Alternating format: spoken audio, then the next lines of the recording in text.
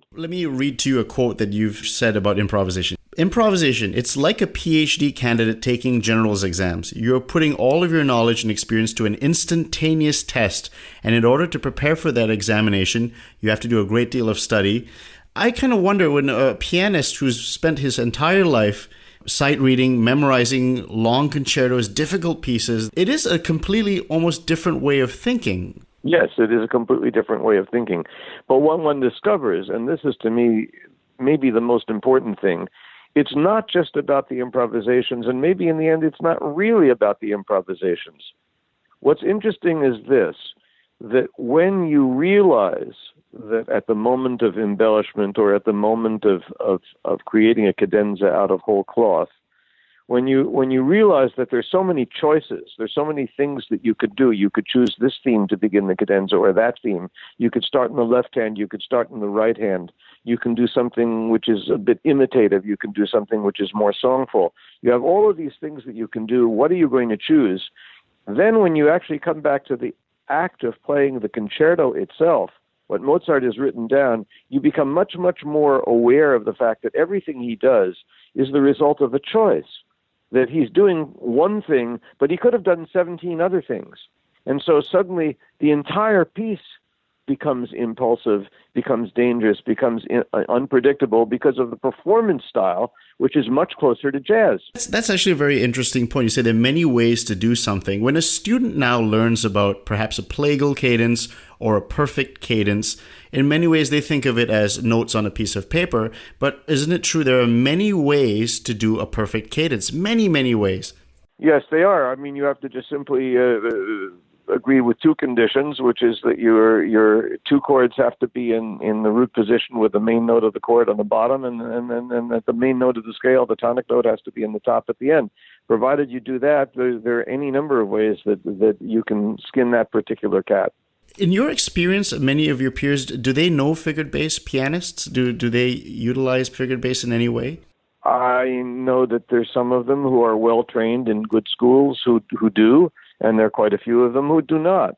I taught for over 20 years at Harvard, and a couple of years ago, Harvard abolished the theory requirement for its undergraduates, which to me is astonishing.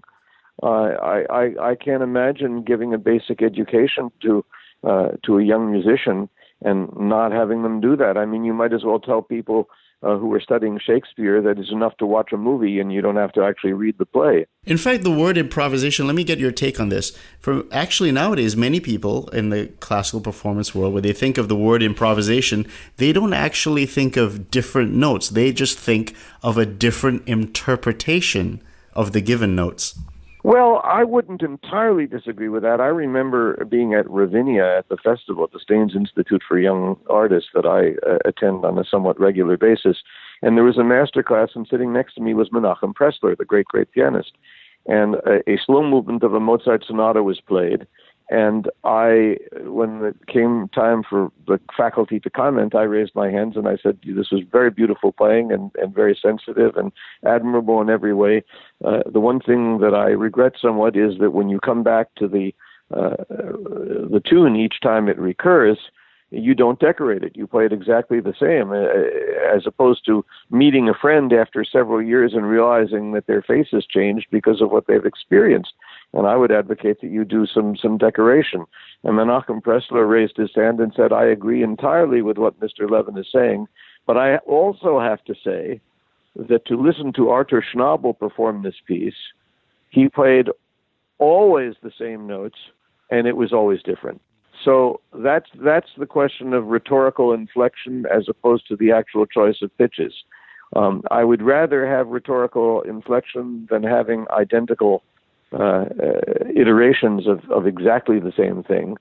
But what we have from Mozart's pen in terms of the sonatas that are written for amateurs and therefore people who have to be shown what to do, that gives us all the evidence that we need to know. If you come to the A major concerto, the Sublime number 23, K488, there is a handwritten embellishment of the middle movement, which has what we would call 128th notes, and I guess in British-speaking lands you'd have to call it semi, hemi, demi, semiquavers, with 5 beams. And you have to say to yourself, well, you may not like everything that this person is writing, but when you discover that the person who's writing it is Barbara Ployer, who studied piano and composition with Mozart and for whom he wrote 2 other concertos, the chances of Mozart playing crotchets and quavers, that is quarters and eighth notes, whereas the pupil is writing semi, hemi, demi, semiquavers, that is 128th notes, that possibility is 0. She wouldn't be writing that number of notes on the page unless she heard her master doing so. So you can say, I don't like those notes, I don't like the quality of what she's written, and I can only say, look, that's not the point. The point isn't the quality. The point is the quantity. We can argue about quality when we talk about taste. Of course, taste is very, very important. But it proves that the difference between Mozart and Chopin is much less than we think. He wrote down on the page virtually everything that he wanted, whereas Mozart probably played just as much as Chopin, but he didn't write it down because he trusted it to the professionals like himself. And if you say, well, why did he do it one way in the sonatas and why did he do it another way in the concertos? Because the concertos were for his personal use and the sonatas were done for amateurs. Well, Dr. Levin, you mentioned that piano sonatas had unique decorations for different repeats. So when a student is looking at a score for a piano sonata and he sees that repeat sign, most people will just play it exactly the same way. The fact is that all of the information that we have makes it very, very clear that what was expected was decoration. And a nice case is, and this can be documented by anybody who wants to spend something like 12 euros for the CD. You can buy in the Mozart shop, and you can get it online. The facsimile of the Mozart manuscript to his C minor piano sonata, and the first edition of it, and you can also hear Alfred Brendel play it on a Steinway. And I believe you can also, well, maybe, yeah, I think that's right. But you could certainly hear, I think, Kurt Biersack play it on Mozart's own piano. And what's very, very interesting there is you see the manuscript for the second movement, and every time the main tune comes back, Mozart writes da capo 7 bars. And then he continues with the music, gets to the return a third time, writes da capo 7 bars. And then we have, on individual pieces of paper, he says variations, or at the first return, at the second return. And there he has written out decorated versions of these things. So the composition phase of it has no tunes written out at all when they come back. And the progressive ones show, well, this is, of course, what you have to do because this was written for a pupil of his, Theresa von Trautner, and she might not have known how to improvise these things, so he shows her, and in addition to which, certain other passages are also embellished with fast scales and turns and other details. So the evidence is as clear as it could possibly be. A sonata that was published after Mozart's death has the same tune, reproduced exactly the same every single time. Let me read you a quote that you said. You said, "We have become much more reproducers of music. We shoot it with formaldehyde. We are really more preservers of something than those who keep it alive. And one of the primary reasons for that is that the element of risk has all but disappeared in performance." Could you comment on that? Well, I would say that if you're going to be an actor, you already have to make so many decisions about animating the script. And if all you're trying to do is to pronounce the words in the proper order and pronounce them properly with the right intonation, there isn't going to be any dramatic intensity to what you do. And sometimes a good actor will even improvise on the trope of what the play or the screenplay is, taking some chances, and maybe the director leaves those in rather than getting rid of them in the cutting room. But the fact of the matter is that we live in a still kind of pietistic way of looking at music, which began with the whole urtext edition approach at the beginning of the 20th century, when theorists like Heinrich Schenker were objecting to people like Vladimir de Pachmann, who would be so subjective about what he did, interrupt the course of a piece, drop back 5 bars and play it again because it was so beautiful.